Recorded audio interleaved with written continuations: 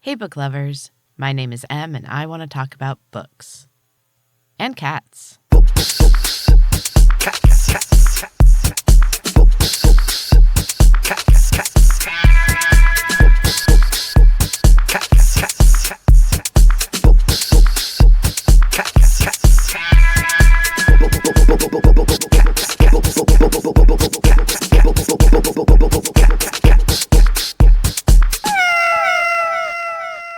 Hey book lovers, welcome back. I'm sorry I missed last week's episode. I was supposed to have a chat with poet and friend of the pod, Claire Tom, about her newest project, but I got a really bad sore throat and lost my voice for 3 days. So that was fun. That's really the only downside of podcasting is you can't do it without a voice. And honestly, things may continue to be inconsistent for a bit longer. I am going to really try to put out weekly episodes for the rest of this season, but the holidays are upon us, and honestly, it's a difficult time with a lot of mixed emotions, and I don't always want to read or podcast. And plus, it's a hectic time of year anyway, but I am going to try. That was a lot of excuses, I know, and what will be, I guess, but I just don't want to add any more stress to my life right now. But I will definitely be back with weekly episodes for Season 3 in 2023. And I am bringing back Storytime with Em as well. So I am super excited for next year already. But for now, let's get into an excellent book that I just read. I want to talk about The Better Spy by P.A. Duncan. So I have had this book on my Kindle for a while. I heard about this author through friend of the pod, Carol James Marshall, and I was in the mood for a good spy novel. Honestly, when I have a book on my Kindle, sometimes, because I'm usually reading, a regular paper book or listening to an audiobook, I don't always consider my Kindle books, but I have some really good ones on there, and one day I was just waiting for my kids after school and I'd gotten there a little early and I was psyched to find that I had an unread book on there and that it was this one because I remembered being excited to read this. Anyway, this book was really interesting because it is a collection of short stories, but they all feature the same group of characters. So each story can easily stand alone, but if you read it straight through, it also tells a story like a novel. It's really beautifully done. As much as I love reading, I'm also very interested in how books are put together and how a story is told, and I really like the way this one was told. So the main person in most of the stories is named May Fisher. She's an extremely talented spy whose whole life is shaken by a bombing that didn't go as she planned, and people died. Now, these people were targets, and they were not necessarily innocents, although some of them were, and this is definitely not the first time that she's killed people. She's very good at what she does, but for some reason, this one has shaken her badly. The stories leading up to the bombing are interwoven with stories of what happens as she tries to continue on afterward. She is married to another spy and desperate to get back into her groove, but she is struggling. Slowly, the reason that this job affected her so much is revealed, and it adds even more depth to May's complex character. I was completely engrossed in the stories the whole time, and the end hit me kind of like a punch in the gut, really. I didn't expect it, and it was kind of a different vibe from all of the others. It's a different side of May. This is a really excellent book, and I definitely recommend The Better Spy by P.A. Duncan. I'm going to check out more of her work for sure. So now I want to talk about cats for a minute. It is the Books and Cats podcast. If you've been listening for a while, you may remember that last year we had a visitor who we named Smokey Christmas. We tend to get what we call Christmas cats pretty regularly. We're near some farms and a cornfield, and they just kind of find their way to our back porch when it gets cold. And we are a family of animal lovers, so we obviously do what we can for these animals. Some of them want to join the household, and they do. And others, like Smokey Christmas, prefer to stay outside. So Smokey Christmas came to us last year right around Christmas time, and he was looking rough. He was very thin. He had matted fur. He just looked really old and wild, you know? I should mention here that he is actually a fluffy black cat like Edward, but at the time he looked kind of gray because of all the mats in the dirt. Now, Smokey Christmas is a survivor. He lives outside, and he looks like he has for quite some time, and he's not really interested in coming inside, but we have been giving him food. Now he shows up at feeding time and waits outside the door. Our back door is glass, and the other animals can look at him. It's really bizarre when Weird sits by the window and faces him because other than a slightly different face shape, they look almost identical. It's wild. And of course, Weird was a Christmas kitty, so who knows, they could be related. I will say Smokey Christmas has plumped up a bit since he returned. We were honestly thrilled to see him this year because he stopped coming by last winter when things were really, really cold, and we kind of thought he might have passed. But like I said, Smokey Christmas is a survivor, and we were very happy to see him back. So now I'm going to take a quick break, and when I come back, I will have the quote of the week, and my weekly writing project is back. So I will have a new chapter of that for you as well. Be right back. Hey, book lovers. I've got a new book coming out soon. It's a collection of short stories called 3:33 a.m., and if you're interested in reading it or any of my other books, you should check out frapmedia.com. I also write plays for kids that you can find there as well. And we will also soon be offering sound and video work at a reasonable cost. So check out Frap Media, that's FRAPPMEDIA.com, for all things written by me, M.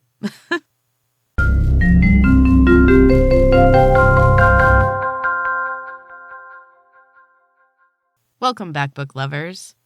Now it's time for the quote of the week, and this week, since the book was about a spy, I looked up quotes about hiding, because sometimes I just don't know what to do for the quote. I found this quote by Donald Woods Winnicott. Artists are people driven by tension between the desire to communicate and the desire to hide. And I really like this quote. I think it's pretty accurate. I had no idea who this guy was. And I'm always a little hesitant to put quotes of people I don't know just because who knows, you know? So I checked out Wikipedia real quick. He was an English pediatrician and psychoanalyst who was especially influential in the fields of object relations theory and developmental psychology. I have no idea what object relations theory is. I also looked a little further, and some of his pediatric work led to the development of a concept concerning the holding environment, which basically means like the best thing for a baby is to be held by its mom. So yeah, I agree with that. Anyway, I liked the quote, and that's who this guy was. Okay, so I am getting close to being ready to publish my book of short horror stories. It's called 3:33 a.m., and honestly, I'm pretty pleased with how it's turned out. I have a really hard time, admitting that I like my stuff, but I'm pretty happy with this one. So because I'm getting closer to being done with that one, I finally had some time to go back to my weekly writing project. I kind of needed to refresh myself on it before I could start writing again. So if you're new to the podcast, I have been challenging myself to write a chapter a week of a story. Currently, this one is called Ocean Eyes. And then I read the chapter on the podcast without any editing. It just comes straight from my brain to you guys. So this is a fantasy tale, and I don't think that there's really a good way to catch you guys up on the story or the book that came before this one, which it references vaguely. So you're welcome to go back and refresh your memory with older episodes, but I'm just going to jump back into it today with Chapter 10. And we'll just keep moving forward, because sometimes that's the best way. I was excited to find that I could jump back into this story after taking so many months off. And not thinking about this story at all, honestly. And I am really looking forward to working on it again. So, yay. So now, without further ado, here is Chapter 10 of Ocean Eyes. Enjoy.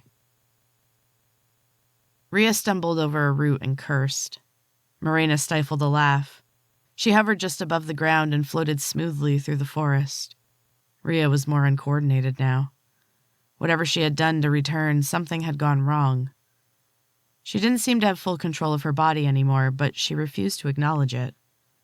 Morena, however, hadn't felt this alive in decades. The effort it took to deny her gifts had weighed her down more than she'd realized. Accepting her wings and letting them free had filled her with a tidal wave of magic, and her blood was buzzing with it.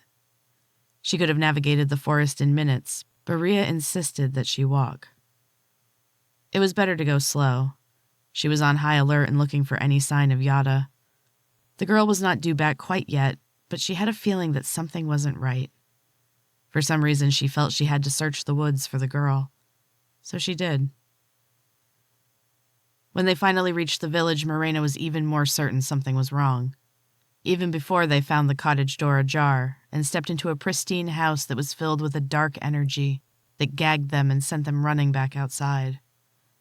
Rhea dropped to her knees and retched on the lawn. Morena felt like her insides were burning. Her lungs ached, and she began coughing a sharp, painful barks that brought up shiny globs of a sticky substance that glittered in the sunlight and moved of its own accord through the grass. Morena tried to grasp at it as it slithered past her, but she couldn't stop coughing. The pain was too much. More goo joined the nasty parade, and it collected in the doorway of Yada's cottage. A strange shadow hovered behind it. Then they became one shimmery mass that floated away from the house and down the road. It passed through the village, but no one seemed to see it. The coughing fit was finally over, and Morena collapsed onto the grass and rolled onto her back. Her chest still ached, but it was a dulled sensation, like an old bruise. Rhea crawled over and flopped down on the grass beside her. What was that? Rhea spoke in a whisper as if the sound of her voice might call back the creature. Morena didn't answer. She thought she knew what they had just experienced, but it couldn't possibly be. She remembered it vaguely from the beginning of the book, the ancient magic that predated even the old magic of the dark-hearted ones. If that's what they were up against, she might as well go back to her cottage and journey through the mists herself. There was nothing they could do against such a magic. She wondered how anyone could control such power. There had to be someone wielding it, but she couldn't imagine what kind of being could manage it. Rhea sat up and rubbed her forehead. She shielded her eyes from the sun and squinted down the road. People were out and about, but no one seemed to notice them. Morena had noticed this before. It was easier for them to ignore Yada and the strange comings and goings at her house. Until they needed the Death Witch, Morena thought bitterly. Then they would suddenly be able to see her. The thought of her young friend brought Morena to her feet, and she stormed back into the cottage. The air was fine now, and Morena quickly searched the rooms. Rhea tentatively stepped inside as Morena finished her search. Someone was here. There was a trap of some kind. I can't see anything clearly. There's a shadow over everything. What about you? Morena was so intent on seeing through the veil over her intuition that she didn't immediately register Rhea's pale, distraught face.